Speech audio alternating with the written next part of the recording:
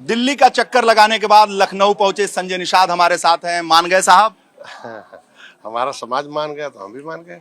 मैंने बातचीत की है, जो समाज के मुद्दे थे, जिनका आक्रोश था समाज का, गुस्सा था समाज का कि भाई भारतीय जनता पार्टी के साथ मैं आया था, केंद्र और राज्य में उनकी सरकार है। मझवा और कटेहरी अब नहीं चाहिए था? नहीं, अभी तो पहले तो जब भी कभी मिलते रहे राष्ट्रीय अध्यक्ष से, तो हम जीत के लिए उनसे बात करूंगा कि हमें दोनों दे दीजिए तो जीतेंगे। अब जीत सकते हैं, या फिर हमारा जो आरक्षण का मुद्दा उसको हल आपने कहा था कि अगर मझवा और कटेहरी में हमें हमारे सिंबल पर टिकट नहीं मिलता है तो हमारे कार्यकर्ता उदासीन रहेंगे, पूरे मनोयोग से नहीं लगेंगे और भारतीय जनता पार्टी को अपेक्षित परिणाम नहीं मिलेंगे। तो जो विस्तृत वार्ता होती है तो उसमें कैसे हमें अपेक्षित परिणाम मिलेंगे, उसमें पहला आया कि अगर निषादों का मुद्दा हमारा हल होता है आरक्षण का, कि भाई केंद्र में हम गजट में हम अनुसूचित में हैं, मझवार गौड़ तुरैया खरवार बिल्लार। अच्छा, मझवा कटेहरी पर आपकी बात हो गई और आपने कहा कि हम पूरा समर्थन देंगे भाजपा के प्रत्याशी। नहीं, उसी की बात मैं कह रहा हूँ कि उत्तर प्रदेश में बेईमानों ने हमें ओबीसी में डाल दिया। अगर न्याय के लिए हम आपके पास आए थे और निषाद बहुत गुस्से में है, नहीं देंगे कटेहरी मझवा तो और गुस्से में आ जाएंगे। तो अगर आप इनके आरक्षण देने पर तैयार हो और बातचीत नहीं हो रही है तो कैसे खुश होंगे? वो आज दीपावली बाद बैठेंगे इस पर, इनके आरक्षण के मुद्दे पर। मैंने उनको प्रत्याशी सौंप दिया कि भाई हमारे प्रत्याशी हैं, हमारा सिंबल है, आप बड़े भाई हैं, आरक्षण भी आप ही को देना है, जीत भी हम तो जीत के लिए आए हैं।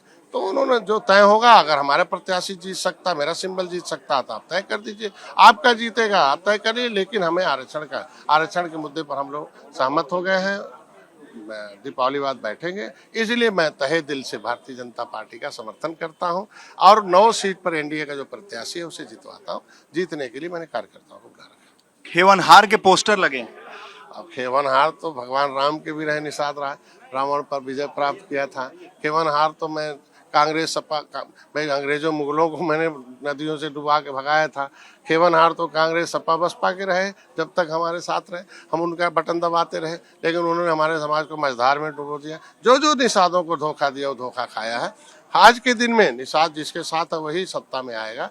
आज के दिन में हमारे कार्यकर्ता दिल के टुकड़े हैं, यही सीढ़ी के डंडे हैं। आपको नहीं मिली, उसके बाद कहीं इधर उधर भी पुराने गठबंधन अखिलेश यादव इधर उधर तो नहीं झांक रहे? इसीलिए तो मैंने प्रेस कर दिया, सबको बुला लिया, कार्यकर्ताओं के सामने बोल दिया कि हमें, ये तो विपक्ष के लोग हैं ना, तो झूठ बोलने माहिर हैं, ये तो बोलेंगे ना गाँव जाके हमारे लोग अशिक्षित है, थोड़ा कमजोर हैं, कहेंगे डॉक्टर बिक गए, ये कर दिया वो कर दिया, अपने बेटे को लड़ा रहा था नहीं मिला। दुनिया का झूठ प्रपंच बोलने माहिर है ना, तो इसीलिए मैंने साफ कर दिया कि तुम्हारे आरक्षण के मुद्दे पर भाजपा तैयार हो चुकी है।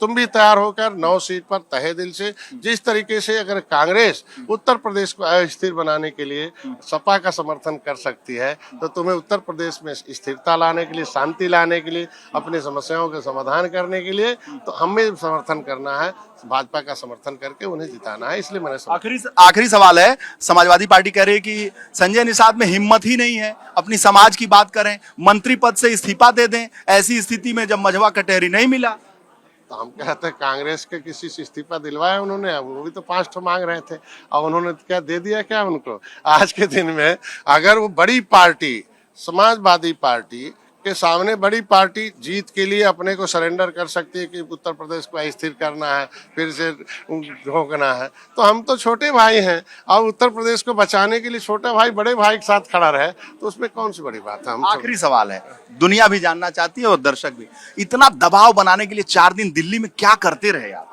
मेरे समाज के लोग हमारे ऊपर दबाव बनाए हैं कि आरक्षण कब हल होगा, भाजपा ने जो वादा किया पूरा करें, हम किस बेस पर वोट देंगे, हम वोट देते रहेंगे कि कुछ मिलेगा भी हमें। तो जो उनका मुख्य मुद्दा है, तो अगर समाज हमारे ऊपर, कार्यकर्ता हमारे ऊपर हड़ताल कर देता है, काम ही नहीं करता है, कहता अब जय निषाद राय नहीं ना लगाएंगे, शांत हो जाएंगे, घर सो जाएंगे, तो भी हम तो जिंदगी, अगर मेरे पिताजी ने देश की आज़ादी के लिए बलिदान दिया तो मैं इनकी सामाजिक आज़ादी के लिए, इनकी आर्थिक, भाई कहाँ तक इनका कहना भी सही है कि अगर दिल्ली के गजट में रामचरित्र निषाद आके क्या नाम है, दर्शक भी समझ गए और समझ इसलिए गए कि इनका जो आश्वासन है वो पूरा हो गया है, आरक्षण भी मिलेगा इनके समाज को।